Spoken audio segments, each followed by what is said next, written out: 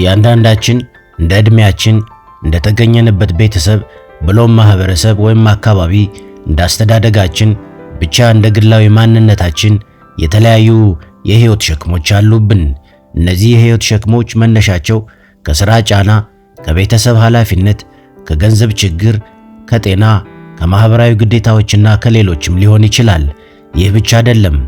የእያንዳንዳችን የህይወት ሸክም መነሻው ከልብ ያልተፈቱ የቆዩ ቂሞች፣ ላለፉ ስህተቶችና የህይወት ገጠመኞች የሚሰማ ጸጸት፣ በሌሎች ሰዎች ዘንድ ተቀባይነትን ለማግኘት የሚደረግ ከልክ ያለፈ ጥረት፣ ራስን ፍጹም አድርጎ የመሳል አድካሚ ግፊት እና የመሳሰሉት ሊሆንም ይችላሉ።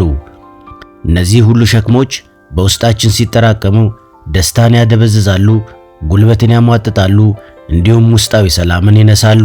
በውጤቱም ሕይወት በድካም በጭንቀትና እርካታ በማጣት የተሞላች ትሆናለች። ታዲያ ለዚህ ሁሉ ሲቃይ ምክንያት የሆነውን ይህንን የሕይወት ሸክም በዘላቂነት ለማራገፍና ለመጣል የሚያስችሉን መሰረታዊ መንገዶች ምን ምን ናቸው? አንደኛ፣ የሸክሙን ምንጭ ለይቶ ማወቅ። የሕይወትን ሸክም በአግባቡና በዘላቂነት ለማራገፍ ከሁሉ አስቀድሞ ማድረግ ያለብን ወሳኝ እርምጃ ያ ሸክም በእርግጥ ከየት እንደመጣ በሚገባ መለየት ነው። የአብዛኞቻችን የሕይወት ሸክሞች መነሻቸው ብዙ ጊዜ ከውስጣችን ነው። ይህ ውስጣዊ ሸክም የሚጸነሰው በጊዜ ሂደት በልባችንና በአእምሮአችን ውስጥ ከምንይዛቸው አሉታዊ እሳቤዎች ነው። እነዚህ አሉታዊ እሳቤዎች ወይም ለነገሮች ያለን የተዛባ ግምት እና እምነት በየዕለቱ ከምናያቸው ውጫዊ ችግሮች በበለጠ አድካሚና ከባድ ናቸው። ከሁሉም በፊት ወደ ውስጣችን በመመልከት የትኞቹ ስሜታዊና አእምሮአዊ ልምምዶች ሸክም እንደሆኑብን መፈተሽ ያስፈልጋል።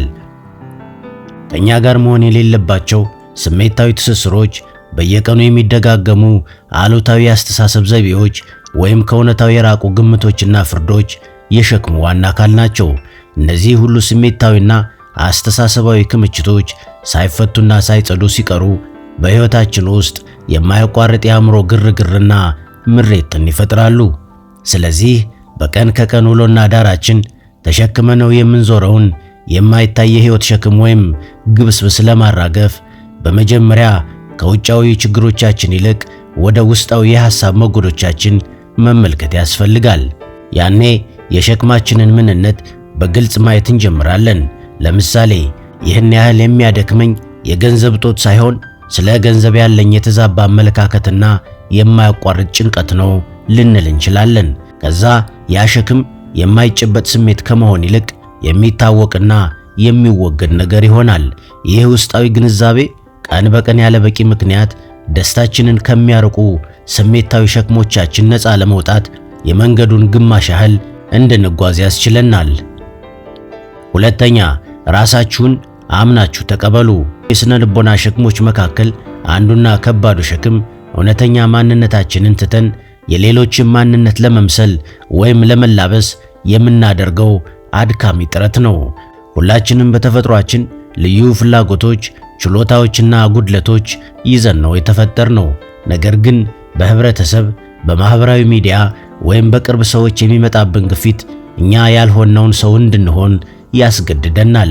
ራሳችንን ከጎረቤት፣ ከታዋቂ ሰው፣ ከምናደንቀው ወይም ከምንወደው ሰው ጋር ያለማቋረጥ በማወዳደር እነሱ የደረሱበትን ስኬት ወይም የያዙትን አስተሳሰብ ያላንዳች ማጣራት ለመኮረጅ እንጣጣራለን። ይህ ሂደት የራሳችንን ውስጣዊ ድምፅ በመጨፍለቅ በሌሎች ሰዎች ቅርጽ ለመሰራት የምናደርገው የማያቋርጥና አድካሚ ትግል ነው። የሌላን ሰው ማንነት ለመኖር መሞከር ማለት እውነተኛ ማንነታችንን ደብቀን ጭምብል አድርገን መኖር ማለት ነው።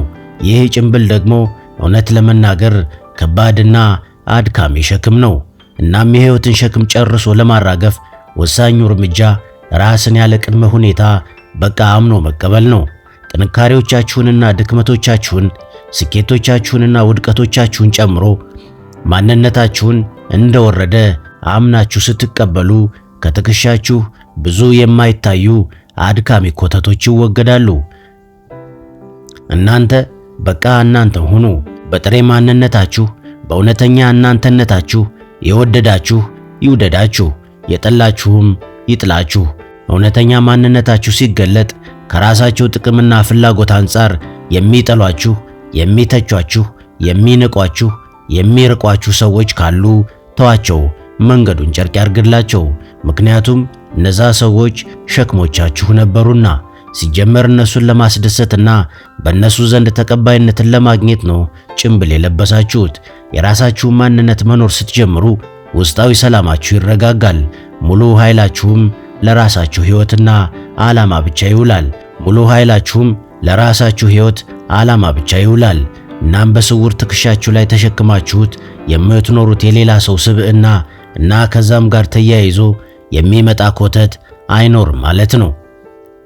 ሶስተኛ፣ አሁንን መኖር ጀምሩ።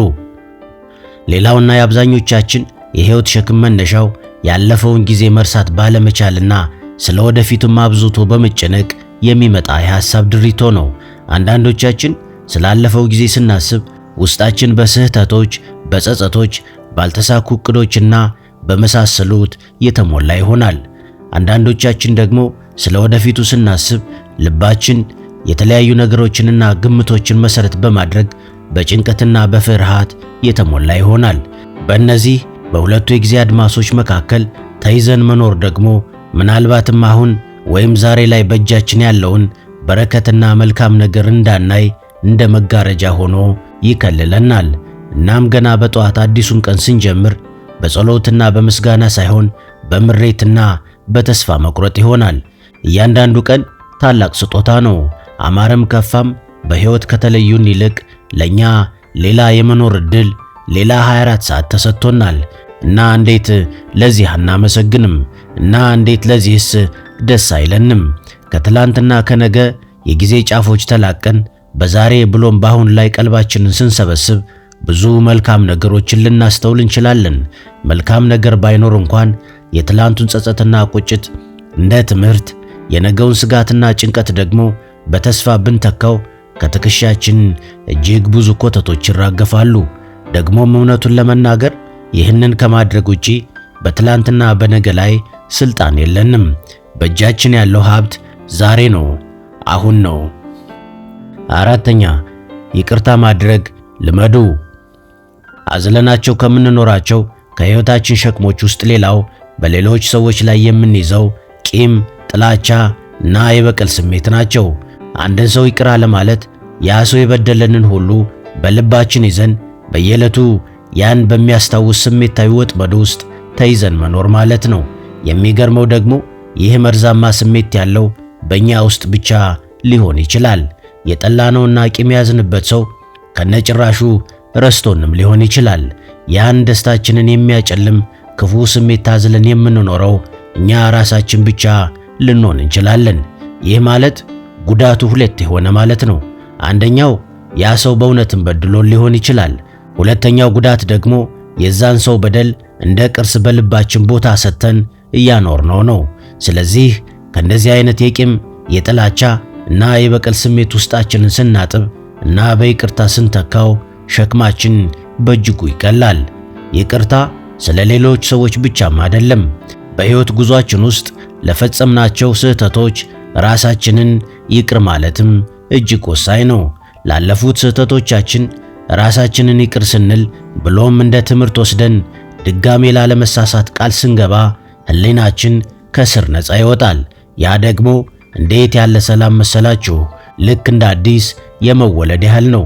ያኔ ነው ልባችን ውስጥ ለፍቅርና ለሰላም የሚሆን ሰፊ ቦታ የሚፈጠረው። ያኔም ነው የነፍሳችን ጭምር ሸክም የሚቀለው። አምስተኛ፣ ቁሳዊ ነገሮችን ቀንሱ። የሕይወት ሸክማችን ሁልጊዜ ስሜታዊ ወይም አእምሯዊ ብቻ ላይሆን ይችላል። በቤታችን ወይም በሕይወታችን ዙሪያ ያሉ ቁሳዊ ነገሮችም ትልቅ ሸክም ይፈጥራሉ። ምናልባት በዚህ ሐሳብ ብዙ ሰዎች ላይ ይስማሙበት ይችላል። ነገር ግን ሕይወታችን ላይ በተግባር የምናየው ጉዳይ ነው። አብዛኛው ሰው የማይጠቀምባቸው ወይም የማያስፈልጉትን ነገሮች በማከማቸት በቁስ ተጨናንቋል። ብዙ ቁስ ማለት ደግሞ ብዙ ኃላፊነት ማለትም መጠበቅ፣ ማጽዳት፣ መጠገን፣ ማደራጀት ማለት ነው። እያንዳንዱ ተጨማሪ ዕቃ ጉልበትና ትኩረት ይፈልጋል። ይህም የሕይወትን አጠቃላይ ሸክም ያከብደዋል። እናም የሕይወትን ሸክም ለመቀነስ ከሚያግዙ ነገሮች ውስጥ አንዱ ቁሳዊ ነገሮችን ማቃለል ወይም ሚኒማሊዝም ነው።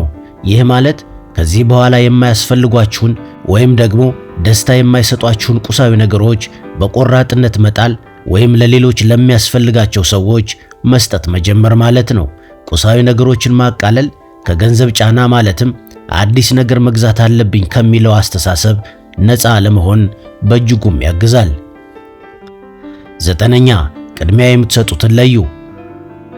ሌላው የህይወት ሸክም ሁሉንም ነገር በኩል ደረጃ አስፈላጊ አድርጎ መቁጠርና በሁሉም ነገር ላይ መሳተፍ መፈለግ ነው። ጊዜ፣ ጉልበትና ትኩረት ለእያንዳንዳችን ወሳኝ ሀብቶች ናቸው። ሁሉንም ነገር ለማድረግ ስንሞክር ግን እነዚህን ሀብቶች በአነስተኛና አስፈላጊ ባልሆኑ ጉዳዮች ላይ እናባክናለን። ስለዚህ የህይወትን ሸክም ለማራገፍ ሌላውና ወሳኝ የሆነው እርምጃ ዋና ዋና የሆኑትን እሴቶቻችንን ወይም ቫልዩስ ለይተን ማወቅ ነው። ለቤተሰብ፣ ለጤና፣ ለመንፈሳዊ ህይወት፣ ለሥራ፣ ለጓደኞች ወይም ከሌሎች የህይወታችን እንቅስቃሴዎች ውስጥ የትኛው ነው ከሁሉም በላይ የሚበልጠውና ቅድሚያ የሚሰጠው? ይህንን ጥያቄ በሚገባ ከመለስን በኋላ ትኩረት የሚሹና ወሳኝ የሆኑ ነገሮች ላይ ብቻ በማተኮር ትኩረት የማይሹ ነገሮችን ደግሞ ወደ ኋላ በመተው ጊዜና ጉልበታችንን መቆጠብ እንችላለን። ጭንቀትና ውጥረትንም እንቀንሳለን። ለዛሬ አበቃው። በሌላ ሐሳብ ዳግም እስክንገናኝ መልካም ሁሉ ከእናንተ ጋር ይሁን።